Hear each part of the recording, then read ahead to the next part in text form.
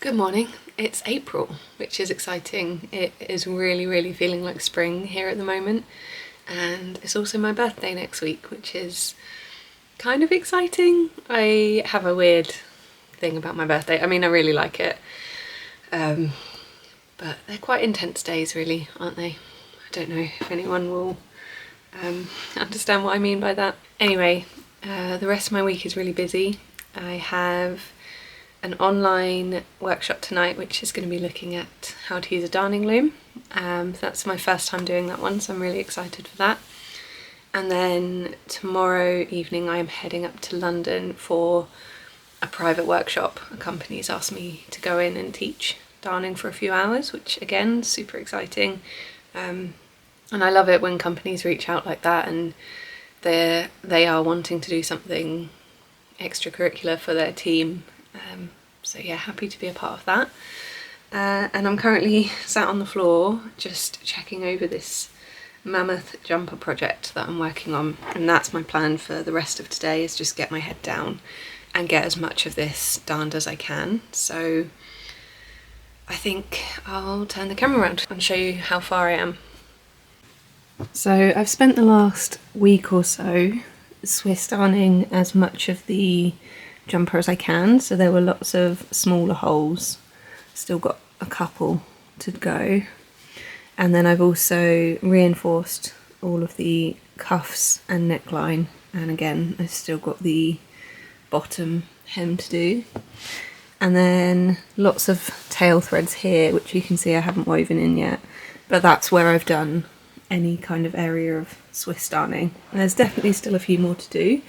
But these visible woven darns were the ones I wanted to put some focus into yesterday, and that is my main focus for today. So there are a lot of holes like these, like this one, and then obviously the big monster hole on the back, which I have actually managed to sew up a little bit with some Swiss darning, so it did extend all the way out here, and I've managed to re-knit some of that.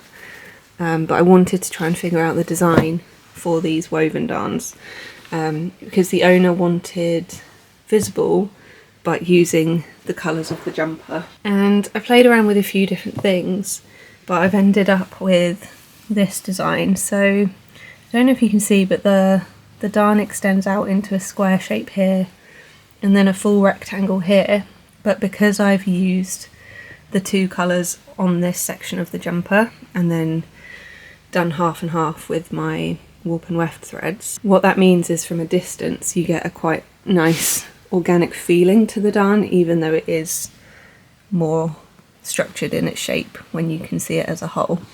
So I really like how that's looking, and I think depending on where the damage is, so if there's anywhere where the holes are on the red, then I'll do the same thing and just combine a few different colours.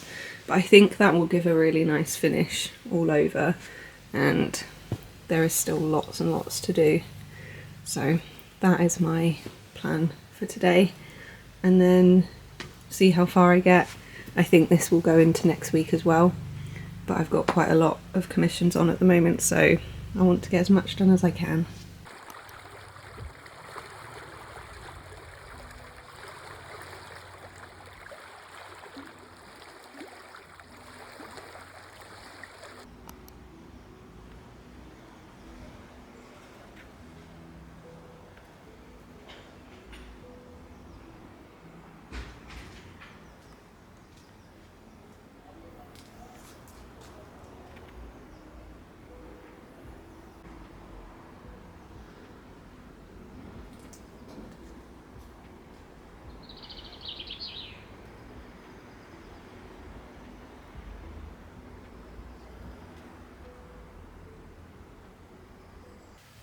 I have finally finished repairing this jumper, and it's been such a mammoth project that I haven't managed to film any of it, which is a bit of a shame, and I'm sorry that you won't get to see any of these darns in action, but it has taken me weeks, and I had a very tight budget for this, for the amount of repairs, and so I just had to prioritise getting them done, and just the idea of even having to set up the camera to film became too overwhelming. So I'm going to give you a good run through of all of the repairs that you can see anyway. Hopefully a lot of the Swiss darning ones aren't as visible. So this sleeve in particular had lots and lots of really small holes, whereas this one had the big ones that needed woven darns. So yeah, these areas have all been Swiss darned. And then the front, you've got lots of Swiss darns happening up in here, as well as the bigger woven sections. And then, let's move it down. This front body also has lots of areas of Swiss darning, so you can pick out bits there, and then these big woven sections.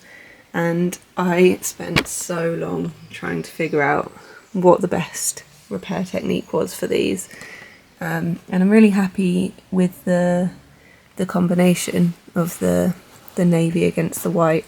So there is navy in every single one of these darns, but because it blends into the rest of the jumper, I really like how this looks from a distance. And then back to the sleeves.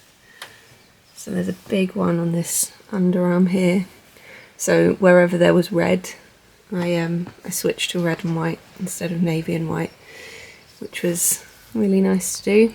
And then I flip the whole thing over. So the bottom section wasn't as damaged. There's a couple of bits of Swiss darning down here, but it was mainly these areas, you know, the underarm, these areas. And then if you remember from the before photos and video, this absolutely huge area, and that has gone pretty well. I was really worried, so the hole was so big that the knit itself had really stretched out of shape. So what I ended up doing was having a big piece of foam underneath, and then I Swiss darned and kind of did surgery on as much as I could just to get the stretch and the shape back in the right position for me to then do this woven darn. Yeah, that took a really long time, but really happy with that. And again, I love, so I've got these running stitches all around the darns themselves, and I love how some of them have just blended right into the surrounding pattern, and then other times they stand out a bit more. So I'm very happy with how that has gone and how it hasn't affected. It's obviously hard to show on camera, but the shape of this back piece is now nice and flat, which is great. It hasn't warped too much. And then lots of the neck edging was damaged, so I spent a long time on those.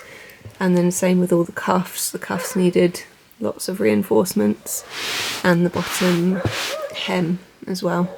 Definitely my biggest project to date.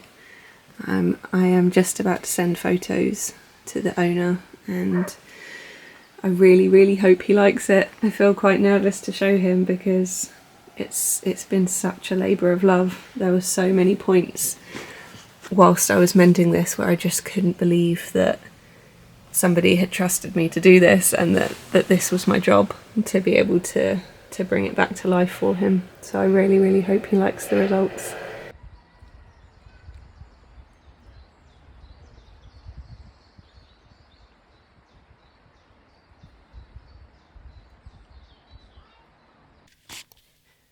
I've been working on this circle darn on a pair of very loved and very battered jeans to celebrate Earth Day this year, which is on the 22nd of April. And I filmed the entire process, so this is just a very quick run through that I've put together as a reel, but I'm also working on a longer video which will be a mend along for this technique. So if you're interested, keep an eye out and I'll be sharing it as soon as it's ready.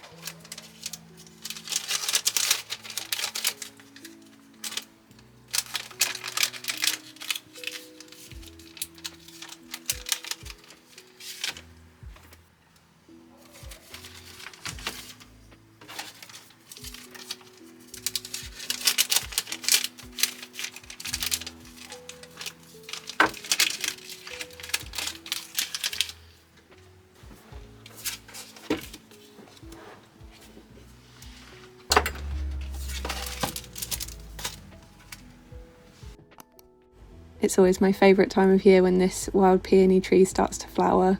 I'm so happy to have this in our garden, and I'm really enjoying spending some more time out here, attempting to grow things and just enjoying this space outside of work.